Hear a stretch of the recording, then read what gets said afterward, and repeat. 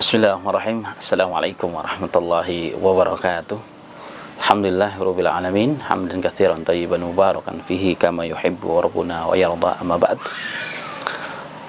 Sahabat Al-Aminah Official, kaum muslimin dan muslimat, ikhwan dan akhwat yang dirahmati oleh Allah Subhanahu wa taala. Kita sering berpikir bahwa mempunyai anak yang sukses adalah suatu keberhasilan, suatu kebahagiaan tersendiri. Sehingga pada hari ini banyak orang tua yang rela menyekolahkan anaknya dengan biaya yang sangat mahal. Berangkat diantar, pulang dijemput. Kadang-kadang jika sudah besar disekolahkan, dikuliahkan di tempat yang jauh, bahkan di luar kota, bahkan di luar provinsi, bahkan di luar negara, dengan biaya yang tentunya tidak sedikit. Apa yang diinginkan sih sebenarnya? Ini semua tidak lain dambaan, harapan, keinginan orang tua adalah agar anaknya menjadi sukses, agar masa depan anaknya lebih baik daripada orang tuanya, dan syukur-syukur kelak orang tuanya dibantu oleh anaknya. Inilah pikiran setiap kita, mau dia orang Indonesia, mau dia orang asing, mau dia muslim atau muslim, semuanya sama. Kenapa? Karena kesuksesan hari ini hanya kita yakini dan kita pahami terletak pada kebendaan saja. Padahal berapa banyak?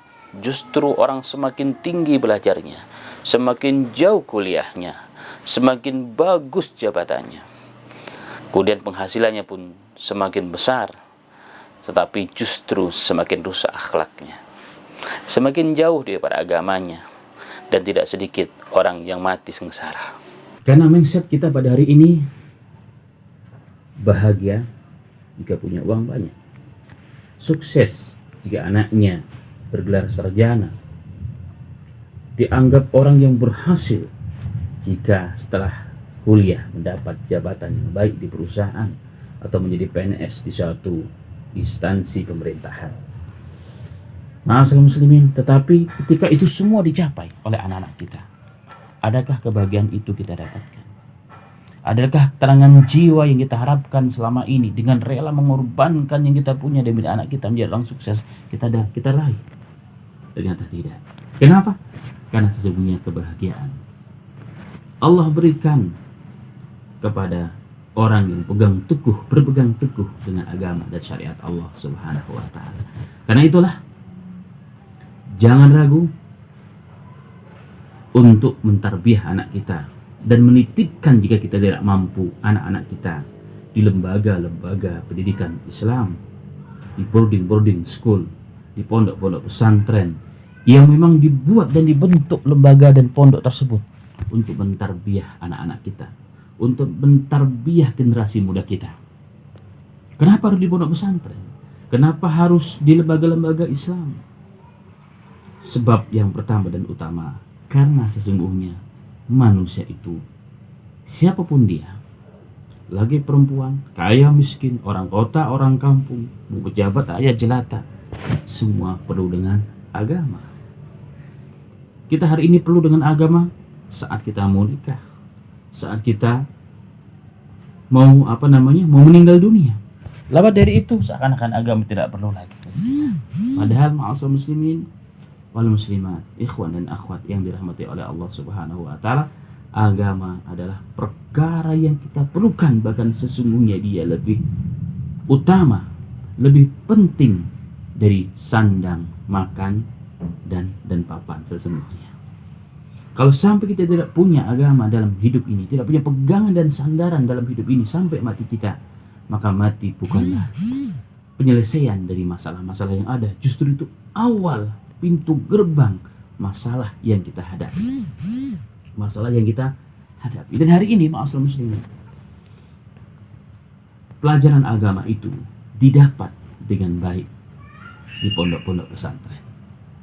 Di luar bisa, tetapi di luar tidak fokus, ya, di luar tidak fokus, tercampur bau dengan hal-hal yang akan bisa mempengaruhi daripada pendidikan dan tarbiyah agama tersebut. Waktunya lebih banyak Bayangkan kehidupan hari ini kalau kita mau jujur ya. Kita bandingkan kehidupan kita, orang luar pondok pesantren dengan orang dalam pondok pesantren. Terutama santri saya maksudkan. Jauh berbeda antara langit dengan bumi. Kenapa? Para santri di pondok pesantren akan dididik selama 24 jam. Akan diawasi 24 jam. Tentunya oleh Allah. Melalui para ustaz, melalui para pengasuh. Ditarbiyah betul. Sedikit membelot akan diingatkan. Mereka hidup dalam agama. Mereka hidup dalam suasana agama. Dalam suasana ibadah. Ini yang paling penting. Dan ini yang tidak akan kita dapatkan di luar pondok pesantren. Maka kenapa kita harus memasukkan anak kita di pondok pesantren hari ini? Karena pondok pesantren adalah tempat yang lebih fokus. Tempat yang lebih banyak waktu. Lebih daripada itu, pondok pesantren terdapat suasana. Jadi manusia itu tergantung suasana. Makanya Rasulullah SAW mengatakan bahwa kalau kita melihat sesuatu, lihatlah temannya. Karena teman itu punya pengaruh. Bayangkan kalau 24 jam, bukan sebulan, bukan setengah hari, bahkan setahun, 2 tahun, minimal 3 tahun di pondok pesantren. Teman, suasana agama. Tidak kita dengarkan kecuali orang baca Quran. Tidak kita dengarkan kecuali kebaikan-kebaikan. Nasihat-nasihat daripada kiai dan guru-guru kita. Subhanallah. Tambah lagi, suasana. Nah, suasana ini akan merubah manusia. Sejahat-jahatnya manusia, jika punya teman yang baik, suasana yang solehah, dia pasti akan berubah. Tetapi sebaliknya, sebaik-baiknya manusia, berapa banyak hari ini anak-anak yang ditarbiyah baik di rumah, tapi karena salah gaul, dia akan menjadi rusak. Dan pondok pesantren ada semua. Fokus, banyak waktu, suasana baik, dan juga teman-teman yang baik. Inilah yang hilang pada kehidupan keumat manusia di akhir zaman seperti ini.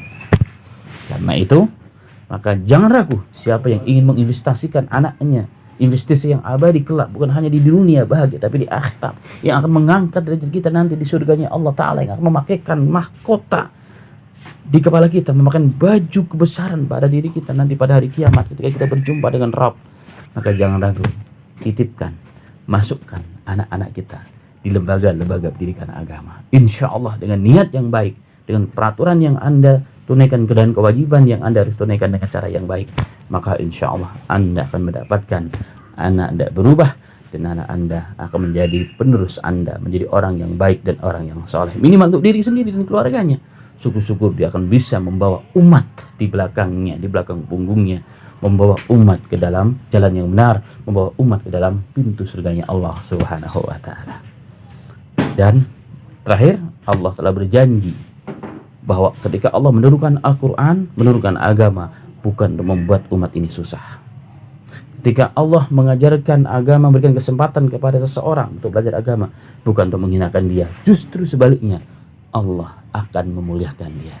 Allah mengatakan, Toha ma'anzalna alaikal Qur'ana litashqa.